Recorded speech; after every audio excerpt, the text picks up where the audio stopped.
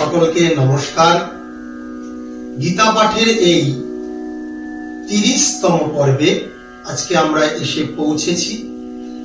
যারা আমরা নিয়মিত এই সংস্কৃত চ্যানেলে গীতা পাঠ শুনছি, আপনাদের সাথে আমি রয়েছি অধ্যাপক রুবেল পাল, সংস্কৃত বিভাগ। আজকে আমরা গীতার দ্বিতীয় অধ্যায় সাংখ্যযোগ 28 নম্বর শ্লোক নিয়ে আলোচনা করব। কি আছে? অব্যক্তাদীনি ভূতানি ব্যক্তমধ্যানি ভারত। কে বলছে? শ্রীকৃষ্ণ। ভগবান উবাচ অব্যক্তাদীনি ভূতানি ব্যক্তমধ্যানি ভারত অব্যক্ত নিধনান্যেব অব্যক্ত নিধনান্যেব তত্র কা পরিবেদনা।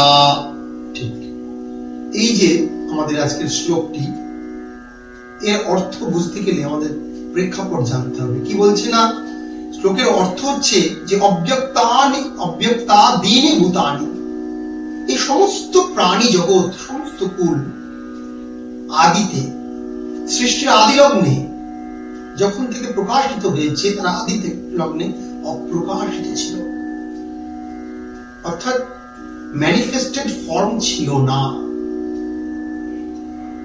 এটা অপ্রকাশিত ছিল। এই সমস্ত জীব জগৎ, জড় জগৎ, পঞ্চভৌতিক যে জগৎ যা আমরা দেখতে পাচ্ছি বিশ্ব ব্রহ্মাণ্ডে, এসব অপ্রকাশিত ছিল। ব্যক্ত মধ্যানি ভারত, কিন্তু এই মধ্যানি অর্থাৎ প্রেজেন্ট, এই যে বর্তমানে যা আছে, তখন সেটা প্রকাশিত হলো। আবার অব্যক্ত নিধনান্যেব, যখন ধ্বংস হবে সব আবার অপ্রকাশিত হয়ে যাবে। তাই বলছে কি অর্জুনকে, হে শ্রীকৃষ্ণ, অর্জুনকে বলছে, অর্জুন শ্রীকৃষ্ণকে বলছে, হে অর্জুন তত্র কা পরিবেদনা। তাই এইরকম একটি বিষয় সম্বন্ধে তুমি কেন শোক করছো? অর্থাৎ যেটা আদিতে অপ্রকাশিত ছিল, মধ্যে প্রকাশিত হয়েছে, আবার ভবিষ্যতে তোমার ধ্বংসের পরে অপ্রকাশিত হবে, তুমি এরকম একটা বিষয় নিয়ে শোক করছো কেন? প্রেক্ষাপটটা জানলেই বুঝতে পারবো যে অর্জুনের মনে হয়েছে, প্রথম অধ্যায় 1 থেকে 47 নম্বর শ্লোক, অর্জুনের বিষাদ যোগ, অর্জুনের বিষাদ হয়েছে, অর্জুনের হৃদয়ে যোগ যুক্ত হয়েছে বিষাদ, তাই বিষাদ যোগ। অর্জুনস্য বিষাদ যোগ, অর্জুনের হৃদয়ে বিষাদ, ফ্রাস্ট্রেশন, ডিপ্রেশন, উইকনেস, কাপুরুষতা, ভীরুতা, হতাশা, এগুলো সব অর্জুনের হৃদয়ে যুক্ত হয়েছে। তাই এই অধ্যায়ের নাম অর্জুন বিষাদ যোগ। যোগ মানে আমরা জানি প্লাস, সংযুক্তিকরণ, যুক্ত হয়েছে। অর্জুন বলছে ভ্রমতীব চ মে মনো, আমার মন ভ্রমিত হচ্ছে, আমি কাদের সঙ্গে যুদ্ধ করব? আমি এদেরকে মারবো? অর্থাৎ ভেবে নিচ্ছে যে এরা মনে হয় সারা জীবনই বেঁচে থাকবে, আত্মীয় স্বজন, শ্বশুর, শালা সম্বন্ধী, ভ্রাতা, এরা। অর্জুন বলল আমি যুদ্ধ করবো না, বলে রথোপস্থ উপাবিশত বিসৃজ্য শশাম চাপম, তীর ধনুক সমস্ত কিছু ত্যাগ করে, বিসৃজ্য ত্যাগ করে, রথোপস্থ উপাবিশত, অর্জুন রথের উপরে বসে পড়ল। এই প্রেক্ষাপটে শ্রীকৃষ্ণ অর্জুনকে নানান উপদেশ দিতে লাগলেন। আমরা দ্বিতীয় অধ্যায় থেকে দেখেছি, ক্লৈব্যম মাস্মগম পার্থ নৈতৎ ত্বৈপপদ্যতে, হে পার্থ তুমি উঠে দাঁড়াও, তোমার এই দুর্বলতা, কাপুরুষতা সাজে না। তারপরে তিনি আত্মতত্ত্ব উপদেশ দিলেন, অজ নিত্য শাশ্বতোয়ম পুরাণ, এই আত্মা হচ্ছে অজ নিত্য, অচ্ছেদ্বয়ম অদায়ুয়ম, একে ছেদন করা যায় না, দাহ্য, একে দহন করা যায় না, অক্লেদ্বয়ম অশস্যেব চ, একে জল দিয়ে সিক্ত করা যায় না, একে বায়ু দিয়ে শুষ্ক করা যায় না। অর্জুনের মনে হলো এই আত্মা কি আদৌ নিত্য? ভগবান শ্রীকৃষ্ণ অর্জুনের সেই মনের প্রশ্ন বুঝলেন, বলেন ঠিক আছে, আমি তোমার কথা মেনে নিচ্ছি। তুমি যদি মনে করো যে আত্মা অনিত্য, আত্মার ধ্বংস হয়, এই পরমাত্মার ধ্বংস হয়, তাতেও তুমি কিভাবে শোক করতে পারো? কারণ যদুৎপন্নম তদ্বিনাশী, যে বস্তু নিত্যই নয়, যে বস্তু চিরকাল থাকবে না,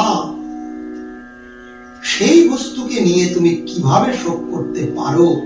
কারণ তা তো চিরন্তন নয়। যদি নিত্য বস্তু যা আমার সঙ্গে সারা জীবন থাকবে, আমি সেই বস্তু নিয়ে আমরা শোক করতে পারি, কিন্তু ক্ষণস্থায়ী কোনো বস্তুকে নিয়ে, ক্ষণস্থায়ী কোনো বিষয়কে নিয়ে আমরা শোক করতে পারি না বলে 27 নম্বর শ্লোক, দ্বিতীয় অধ্যায় সাংখ্য যোগ, শ্রীকৃষ্ণ অর্জুনকে প্রথমে কি বললেন?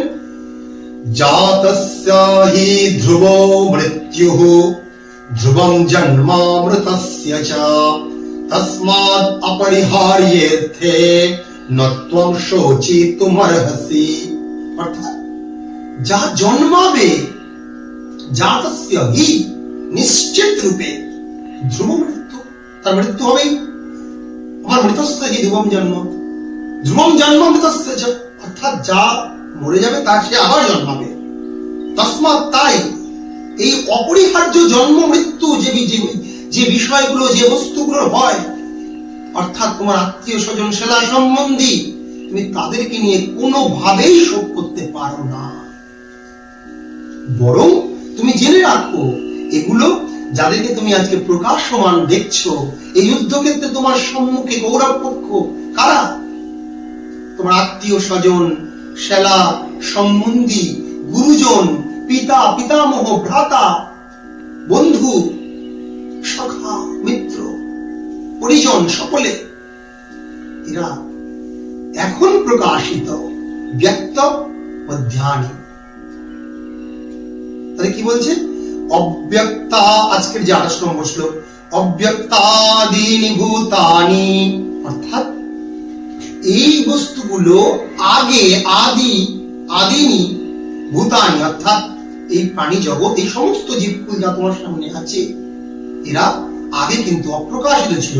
ব্যক্ত মধ্যানি ভারত, হে ভারত, হে ভারত কুল শ্রেষ্ঠ অর্জুন, তুমি জেনে রাখো, এগুলো এখন এই প্রেজেন্ট, এই বর্তমানে সেগুলো সাম্প্রতিক তোমার সামনে প্রকাশিত হয়েছে, আবার এগুলো অপ্রকাশিত হবে কখন? ব্যক্ত নিধনানি নিয়েবা, যখন এগুলো অব্যক্ত নিধনানি নিয়েবা, যখন এগুলোর ধ্বংস হবে, এগুলো আবার প্রকাশিত হয়ে যাবে। তত্র কা পরিবেদনা, তাই এখানে কা পরিবেদনা, শোক করার কি আছে? কিসের শোক, কিসের হতাশা? তুমি শোক করো না, কারণ এগুলো অনিশ্চিত, এগুলো ক্ষণস্থায়ী। এগুলোর যেমন জন্ম হয়েছে, মৃত্যু হবে, এগুলো অপ্রকাশিত ছিল, প্রকাশিত হয়েছে, আবার অপ্রকাশিত হয়ে যাবে। এই শ্লোকের, এই 28 নম্বর শ্লোকের এটাই হচ্ছে মর্মার্থ। সকলকে নমস্কার। আপনারা এইভাবে গীতা পাঠ শুনতে থাকুন।